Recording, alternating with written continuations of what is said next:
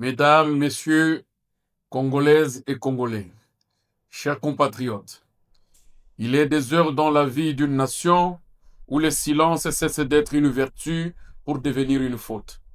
Il est des heures où se taire, ce n'est plus observer la prudence, se trahir.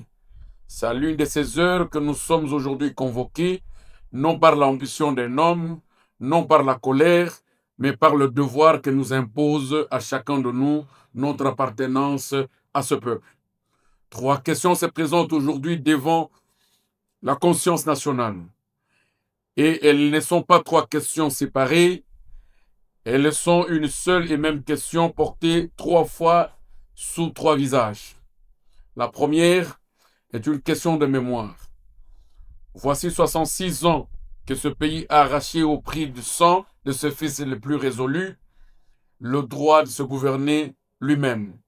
Que reste-t-il en 2026 de la promesse du 30 juin 1960? Que sommes-nous devenus de cette souveraineté que Lumumba appelait de tout ce vœu et par laquelle il a payé de sa vie? La deuxième est une question de sang. À l'est de notre pays, depuis des décennies, des Congolais meurent, sont chassés de leurs terres, sont violés, massacrés et sont réduits à l'état de réfugiés dans leur propre patrie.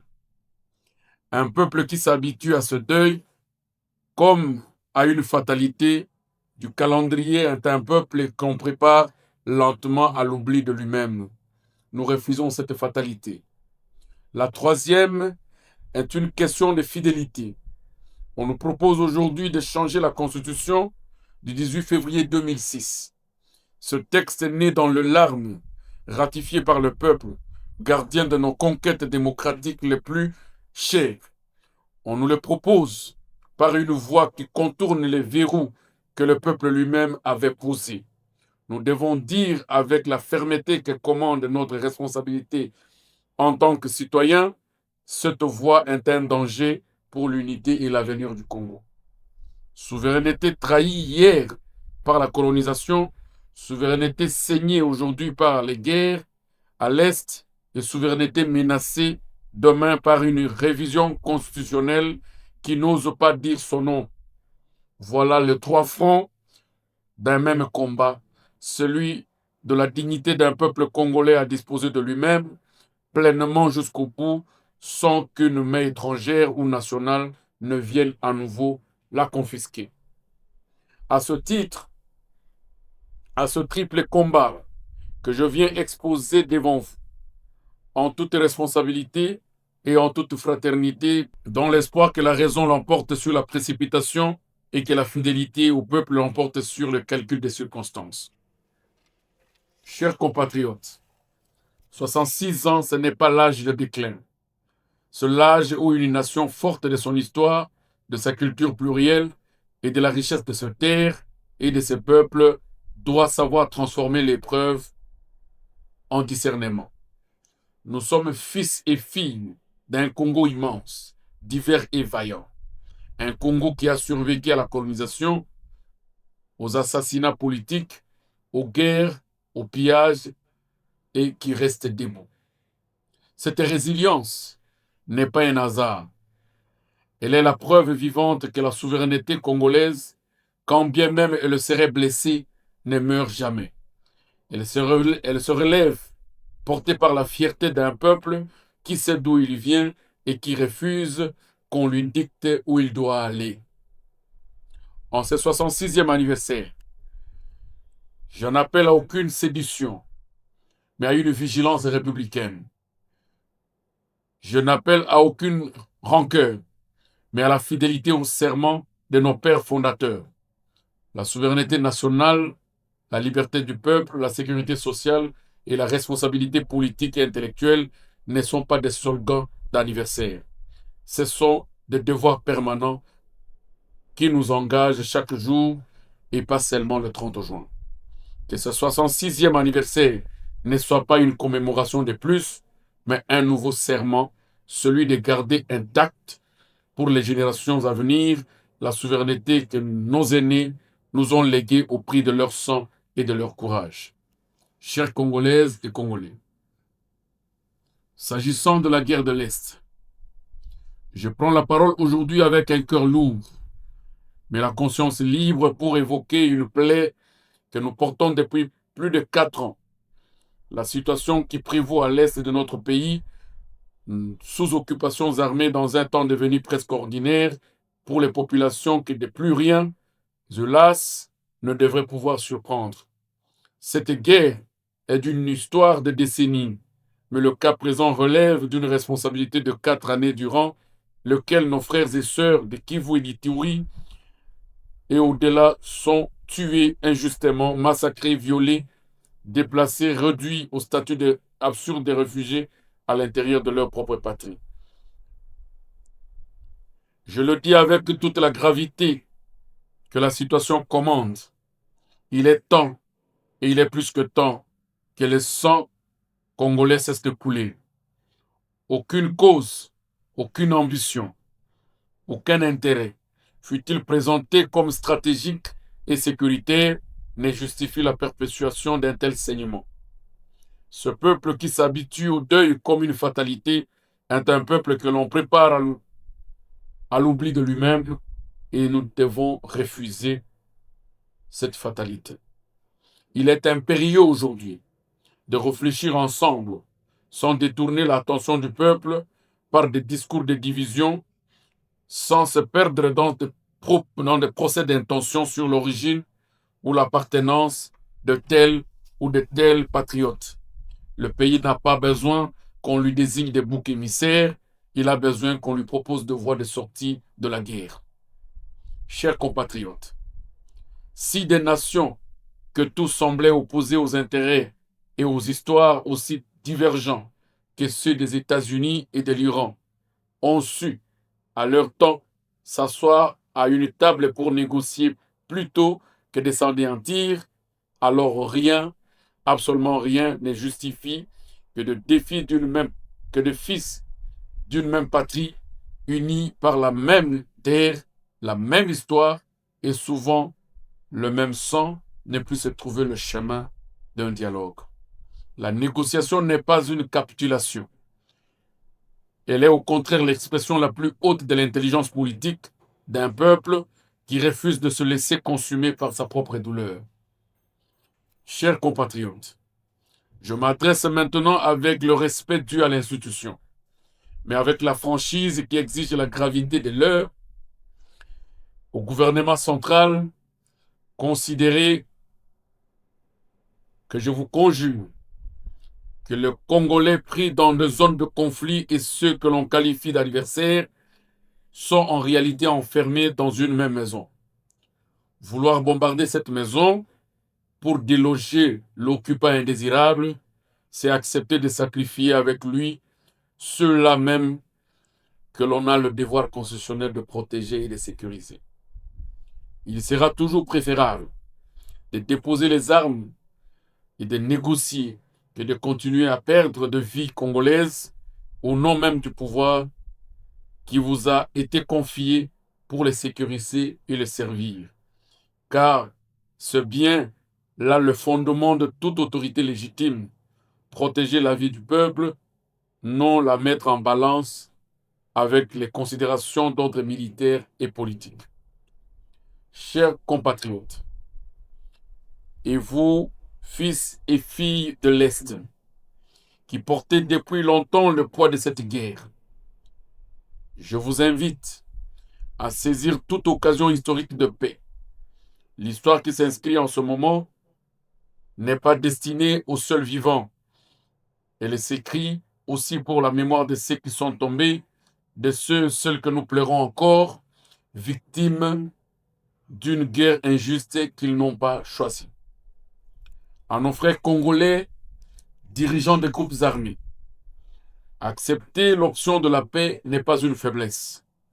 C'est au contraire l'acte le plus courageux que des hommes épris de leur patrie puissent poser, car il faut infiniment plus de force pour tendre la main que pour continuer à frapper. Combien de vies faudrait-il encore perdre pour que nous nous mettions enfin ensemble?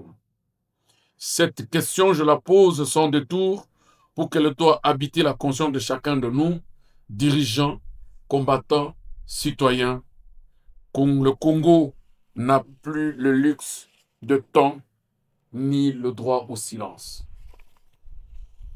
Que cesse la division, que cesse enfin le sang versé au nom d'intérêts qui ne serviront jamais le peuple.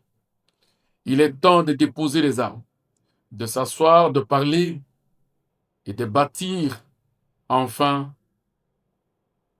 la paix que nos compatriotes à l'Est méritent depuis des décennies. Le Congo est un seul corps. Aucune partie de ce corps ne peut saigner sans que la nation tout entière en porte la blessure. Chers compatriotes, s'agissant du projet de changement de constitution, je m'adresse à vous à un moment où notre nation se trouve, une fois encore, à la croisée du chemin.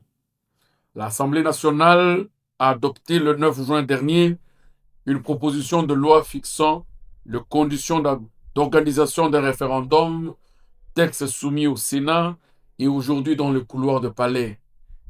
Officiellement, on nous présente cela comme une simple loi de procédure. Mais nous, juristes, citoyens, gardiens et vigilants de la Constitution du 18 février 2006, savons reconnaître sous l'habit de la technique le destin politique qui s'y dissimule. Je le dis avec clarté. Nous nous opposons à ce projet tel qu'il se présente. Non par esprit de contradiction, ni de haine contre le régime, mais parce que notre conscience juridique et patriotique nous l'impose. Chères Congolaises et Congolais, cette entreprise fragilise dangereusement la crédibilité de nos institutions. Elle installe dans l'esprit du peuple l'idée que la Constitution ne serait plus un pacte durable entre gouvernants et gouvernés, mais une variable d'ajustement au gré des circonstances. Elle nourrit la confiance envers le corps constitué, expose la majorité au soupçon de vouloir prolonger un pouvoir au-delà de termes fixés par le peuple lui-même en 2006, et affaiblit la position du Congo face à ses partenaires internationaux qui observent avec attention le respect de nos propres règles constitutionnelles. Chères Congolaises et Congolais, mais au-delà du champ strictement politique, le tissu social tout entier qui est aujourd'hui fragilisé, l'unité nationale sans lequel aucun État ne tient debout, s'effrite sous nos yeux. L'autorité de l'État se fait chaque jour plus lointaine dans le large pan du territoire. L'ordre légal censé de restructurer la vie commune peine à être respecté, tant pour ceux qui devraient le faire appliquer que pour ceux qui devraient s'y soumettre. Dans cet espace laissé vacant par l'affaiblissement de l'État, la corruption, l'impunité, la taxation illégale, les intimidations prospèrent. Voilà le visage quotidien d'un Congo que l'on voudrait pourtant occuper à débattre d'une nouvelle constitution, alors que la constitution actuelle elle-même peine à être pleinement appliquée. Cela, précisément le paradoxe de l'heure. Comment prétendre réformer la loi fondamentale d'un pays dont l'État ne parvient pas encore à faire respecter la loi existante?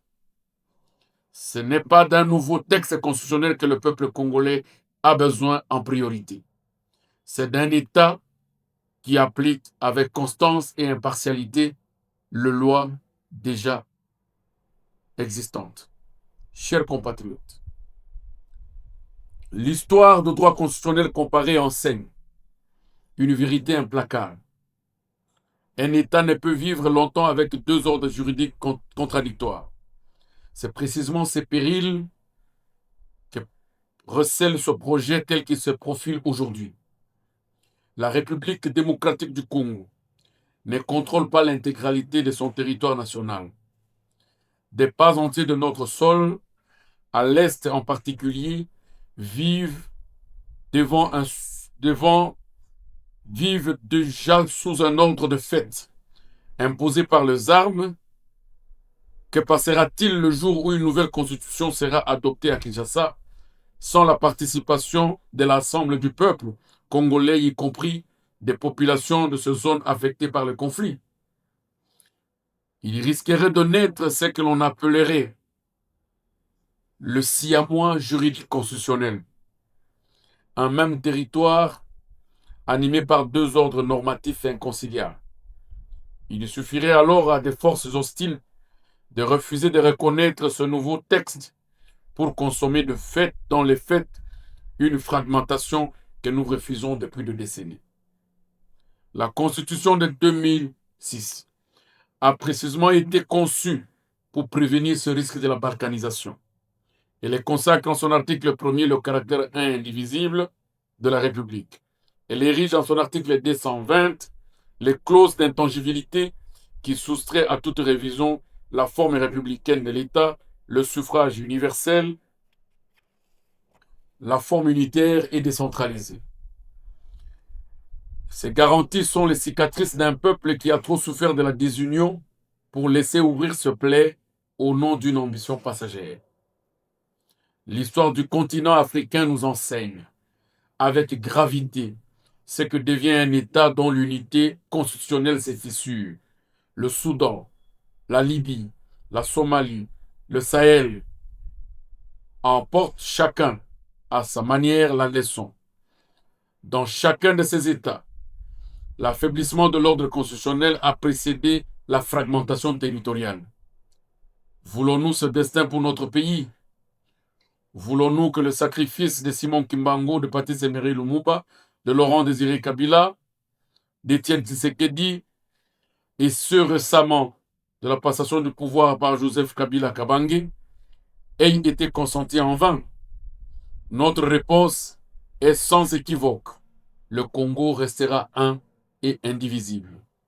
Chers Congolaises et Congolais, chers compatriotes, je lance aujourd'hui un appel solennel, celui d'une table de conciliation et d'arbitrage social, réunissant les forces politiques, la société civile, les confessions religieuses, les experts du droit constitutionnel et les représentants légitimes. Les représentants légitimes, la société civile, les experts du droit constitutionnel et les représentants des provinces. Nous, non pour entériner un projet déjà arrêté, mais pour ouvrir un dialogue véritable sur le mot réel qui ronge notre nation et l'insécurité à l'Est, la pauvreté et l'affaiblissement des institutions. Ce peuple meurtri, par tant d'épreuves, mérite mieux qu'un débat constitutionnel imposé par le régime. Il mérite une conciliation sincère, un arbitrage social honnête et une écoute réelle de ses souffrances.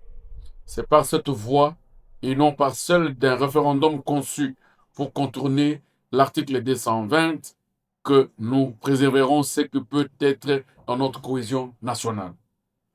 Chers compatriotes, il existe dans la vie d'un peuple, il existe dans la vie des nations des instants où le mot doit être pesé avec la rigueur des juristes et la sincérité du patriote. L'un de ces instants est celui que l'on demande à un gouvernant de rester fidèle au pacte fondamental qui fonde sa légitimité. Lorsque le président de la République a prêté serment sur la Constitution, il a souscrit un engagement d'une nature particulière. Un engagement qui le lie non seulement avec Dieu, avec les citoyens vivants, mais envers la mémoire de ceux qui ont permis que cette Constitution existe et envers les générations à venir.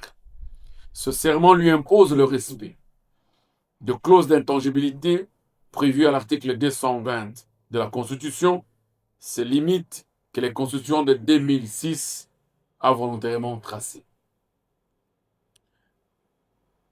Ces voies sont volontairement étroites de la révision et exigeantes parce que le constituant a voulu que le peuple demeure au centre de toute transformation profonde. Notre vigilance porte précisément sur la tentation de recourir à ce chemin de violation des clauses d'intangibilité. Chers compatriotes, notre Constitution de 2006 n'est pas un texte ordinaire. Elle est l'aboutissement d'un processus ayant mobilisé des millions de Congolais au travers le dialogue intercongolais, puis les référendums constitutionnels de décembre 2025. Le peuple a dit oui à cette constitution librement dans les urnes. La jurisprudence constitutionnelle africaine la plus avancée au Bénin, au Niger et au Sénégal a rappelé qu'aucune majorité, ni large soit-elle, ne saurait légitimer l'atteinte aux clauses d'intangibilité. La démocratie n'est pas le gouvernement de la seule majorité, elle est le gouvernement de tous dans le respect des droits de chacun, y compris le droit du peuple à ne pas être dépossédé de sa propre constitution. Chers compatriotes, l'histoire vous demande aujourd'hui de choisir entre la vigilance et l'indifférence. Cette fois, l'enjeu ne vient pas de l'extérieur. Il se présente dans le langage rassurant de la réforme nécessaire, de la nouvelle République, et les mots sont soigneusement choisis et il nous revient de ne pas relâcher notre discernement. Nous n'exprimons aucune hostilité envers ceux qui nous gouvernent. Nous ne sommes pas opposants du régime, mais plutôt opposants de tout acte visant à porter atteinte aux vertus de la démocratie. Nous les appelons à la raison, à la sagesse et à la grandeur, et il n'est pas trop tard pour renoncer à ce projet tel qu'il se présente aujourd'hui et pour choisir la voie du dialogue national. Chères Congolaises et Congolais, nous lançons un appel solennel au peuple congolais en général, un appel à l'éveil et à la vigilance citoyenne, politique et juridique. La Constitution n'est pas l'apanage des juristes, elle est votre bien. Défendez-la comme vous défendez vos foyers et l'avenir scolaire de vos enfants. Mobilisons-nous pour exercer toutes les voies de droit par des recours réguliers pour la protection de l'article 220 de la Constitution de 2006. Nous lançons un appel à son Excellence M. Félix-Antoine Tshisekedi Tshilombo, président de la République. Nous demandons de demeurer fidèles au serment solennel qu'il a prêté devant Dieu et devant la nation. Ce serment est un engagement qu'aucune volonté unilatérale ne saurait résilier. Nous l'invitons à demeurer un gardien fidèle de l'héritage démocratique que son père a contribué à bâtir pierre par pierre dans la diversité et dans la lutte. Que son prédécesseur a lutté pour passer un pouvoir pacifique, pour autant que le pouvoir lui confié ne lui appartient pas. Ce pouvoir est une fiducie que le peuple accorde et l'histoire le jugera.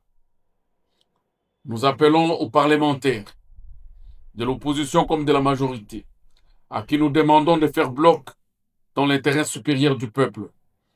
Voter contre toutes dispositions qui toucheraient aux clauses intangibles de l'article 220 est une ligne que nul parlementaire soucieux de son serment ne devrait franchir. Honorables députés, distingués sénateurs, l'histoire vous regarde. Elle enregistre vos votes, vos abstentions, vos absences calculées, vos ralliements opportunistes. Elle enregistre aussi vos courages, vos résistances, vos refus héroïques, des piliers lorsque la pression devient insupportable. Soyez dignes du mandat que le peuple vous a confié. Nous appelons la société civile, les organisations courageuses, les défenseurs de droits humains, les associations de femmes, le syndicat, les plateformes citoyennes qui tiennent debout même dans le moment le plus sombre de notre histoire politique. Lorsque la répression s'abat sur le peuple, lorsque les prisonniers politiques remplissent les prisons et lorsque la peur semble avoir paralysé toute résistance organisée, vous êtes là pour sauver la démocratie. Nous appelons les forces armées de la République du Congo et la police nationale congolaise à se souvenir de leur serment républicain et en mesurer toute la portée dans les circonstances présentes. Soldats, officiers, policiers de la République, vous avez prêté serment. Ce serment, vous ne l'avez pas prêté à un homme, ni à un régime politique, ni à un parti, ni à un clan, ni à une famille. Vous l'avez prêté à la Constitution et à la nation congolaise. Nous ne vous appelons pas à la désobéissance, ni à l'insubordination. Nous vous appelons à la conscience, à l'obéissance militaire définie dans les limites du pouvoir constitutionnel et à la dignité humaine pour vous faire échapper à la responsabilité devant l'histoire et devant votre propre conscience. Nous appelons les confessions religieuses, catholiques et protestantes, musulmans, Église universelle et toutes les autres traditions spirituelles qui structurent la vie morale et sociale du peuple congolais, qui ont toujours joué pleinement leur rôle historique de conscience morale de la nation. Soyez aujourd'hui au cœur de la résistance constitutionnelle. Parlez depuis vos chairs et vos cultes. Éclairez vos fidèles sur les enjeux moraux de ce combat. Rappelez que la justice sociale, la dignité humaine, le droit de peuple à disposer d'eux-mêmes ne sont pas simplement des principes juridiques, mais ils sont des impératifs spirituels et éthiques que toutes vos traditions défendent avec égale conviction. À la jeunesse congolaise tout entière, cette jeunesse magnifique, combative, créative, impatiente, qui représente plus que de 65% de notre population, qui porte sur ses épaules le poids de la promesse de l'avenir. Jeunesse héritière de Kipanvita, de Simon Kimbangu, de Patrice Emery Lumumba, de Laurent Désiré Kabila, dont les efforts se résument au terme « ne jamais trahir le Congo ». Ne laissez pas voler votre avenir. Ne laissez pas de hommes et de femmes qui ont déjà vécu leur vie décider de la vôtre sans votre consentement, derrière de portes closes dans les palais, loin de vos réalités de vie quotidienne. Ne permettez pas des hommes de pouvoir, enivrés de leurs ambitions personnelles et sourds aux souffrances que vous traversez, vous voler cette promesse. Faites entendre cette voix, car une démocratie sans jeunesse consciente et engagée n'est qu'une façade, et un peuple jeune qui se laisse dépouiller de la Constitution se dépouille lui-même de son avenir.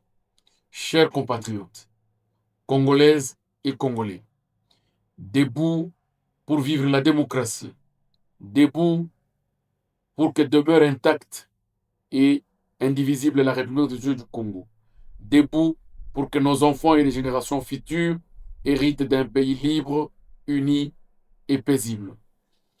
Au nom de tous ceux qui ont œuvré, ceux qui ont versé leur sang, au nom de morts et de vivants, nous, le courant pour le salut du peuple congolais, prenons devant vous, devant l'histoire, l'engagement solennel de n'accepter jamais qu'une loi référendaire portant nouvelle constitution soit adoptée en violation de l'article 220 de la Constitution du 18 février 2006. De refuser la coexistence de deux ordres normatifs et constitutionnels sur le sol congolais. Un seul peuple, une seule république et une seule constitution. D'exiger que tout processus de refondation constitutionnelle légitime soit conduit par et pour le peuple congolais à travers une assemblée constituante élue et non par un organe constitué dépourvu de cette compétence.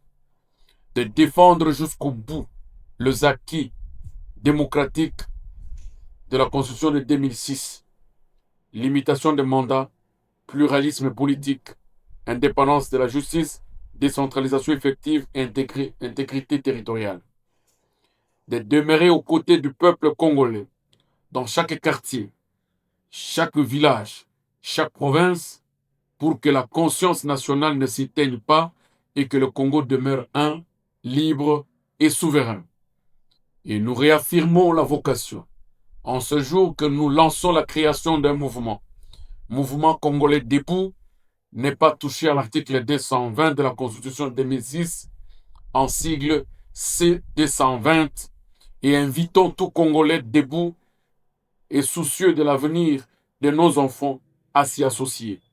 Vive la Constitution du 18 février 2006, vive l'unité nationale, vive la démocratie congolaise, vive la République démocratique du Congo, vive le courant pour le salut du peuple congolais, pour la Constitution, pour le peuple et pour la nation.